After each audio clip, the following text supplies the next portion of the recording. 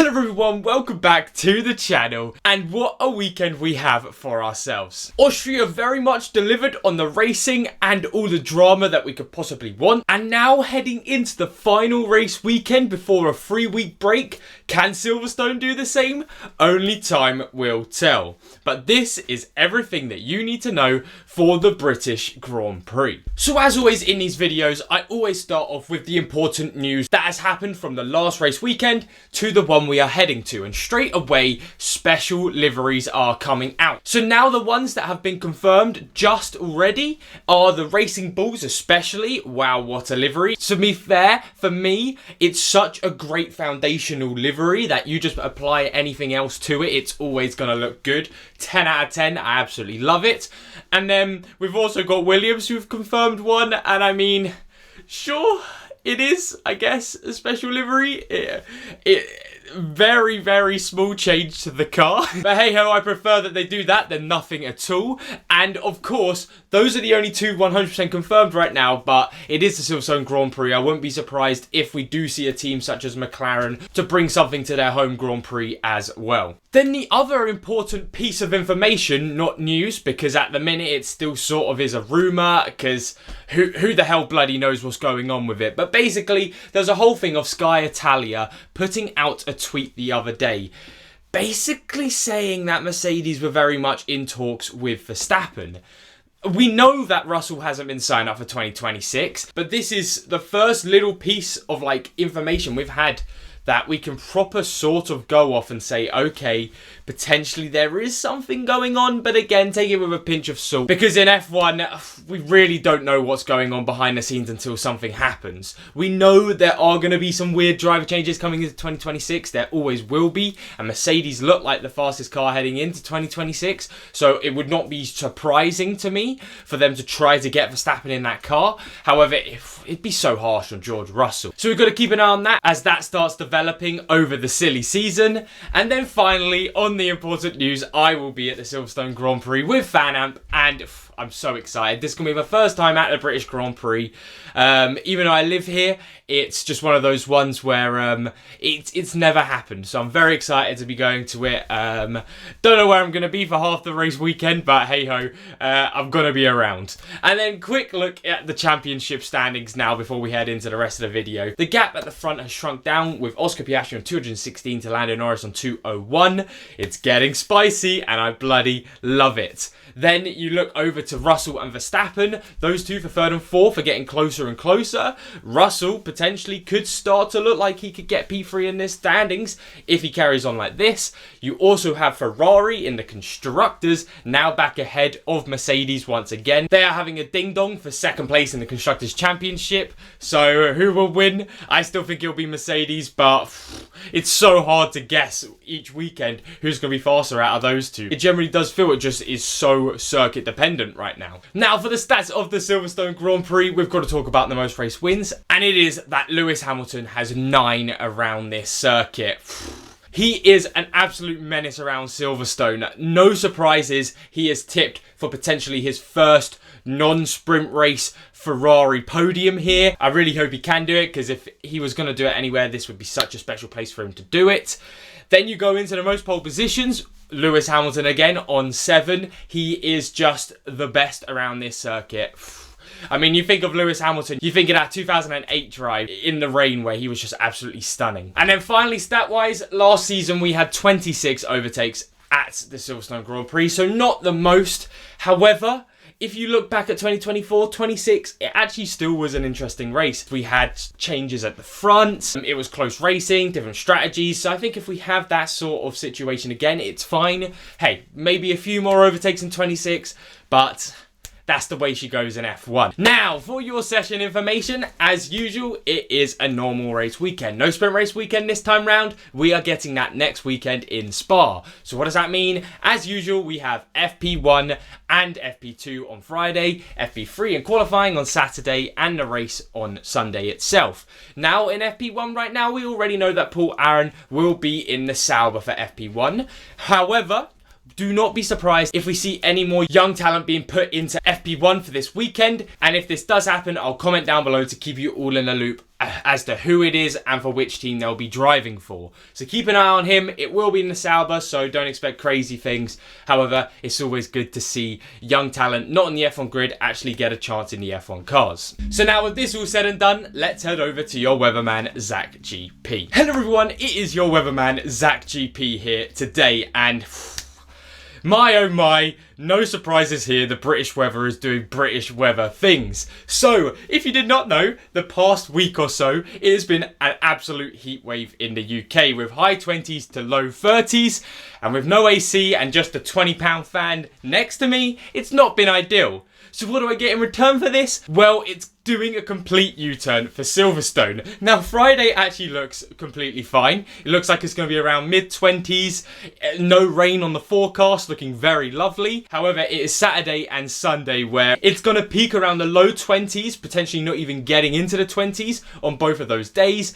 It looks like there's about 40% coverage as of now. It could definitely go up as it's been going up the entire week so far.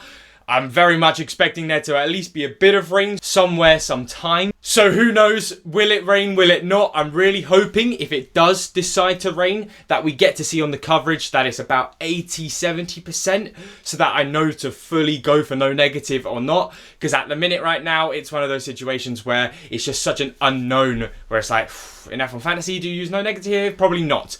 But at the end of the day, most likely you're going to need to get a raincoat ready or an umbrella if you are there at the track.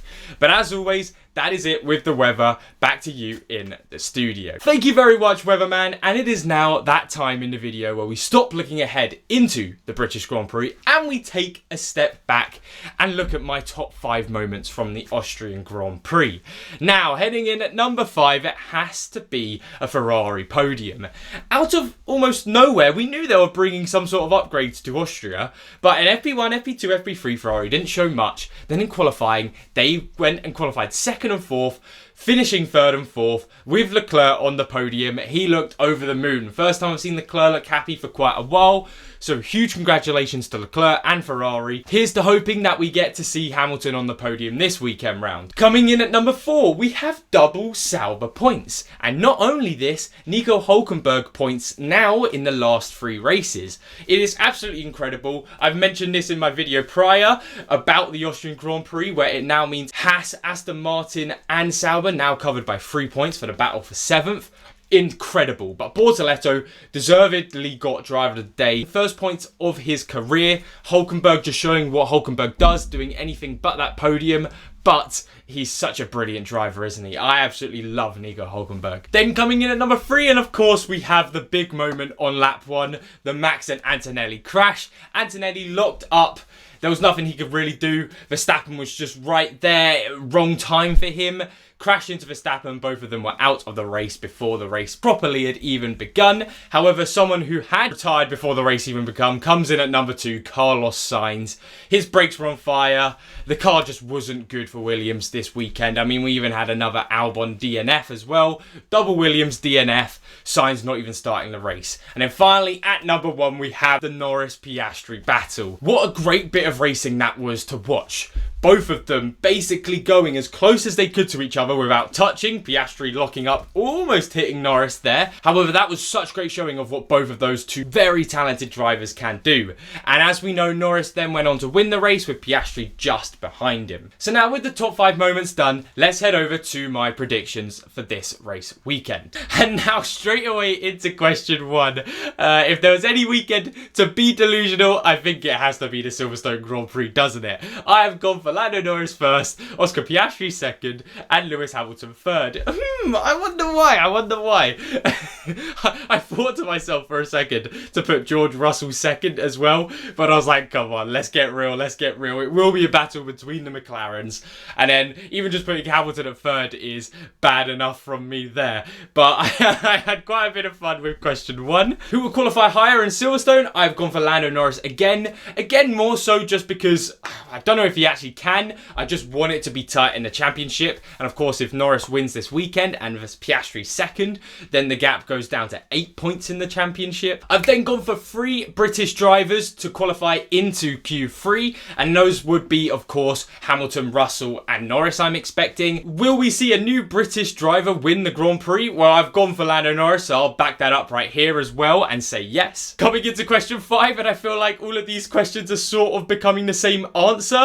So hopefully Lando Norris does well, as again, I've got Lando Norris to do better out of the British drivers. Bog standard Ferrari, fastest pit stops. They rarely let us down. I do not think there'll be more than 1 safety car this weekend. At this point, I've just gone full delusion for the championship and just said Lando Norris fastest lap. I thought, you know what? Come to question 8, I put Lando Norris for so many things. Let's just go with it and see what happens. Who will score more points out of Williams and Aston Martin? I have gone for Aston Martin. I just don't think the Williams, with their reliability issues right now, are worth the choice. And then finally, how many teams will finish in the top 10? I've gone for 6, so I expect at least the top 4 teams to all be in the top 10. And then someone like a Hadjar Lawson from Racing Bulls, potentially Fernando Alonso in Aston Martin, that sort of thing.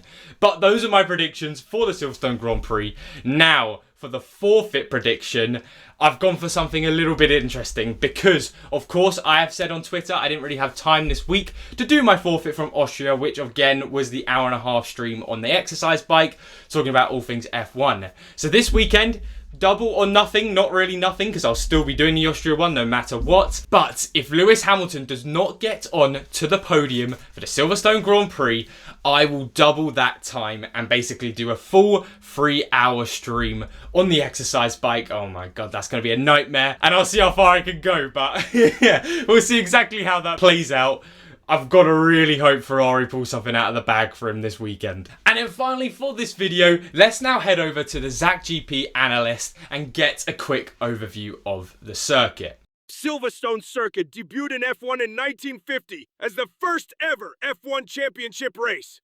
Since then, it has become a fan favorite with 2 DARS zones, 52 laps, and lots of overtaking with some of the most iconic turns in F1.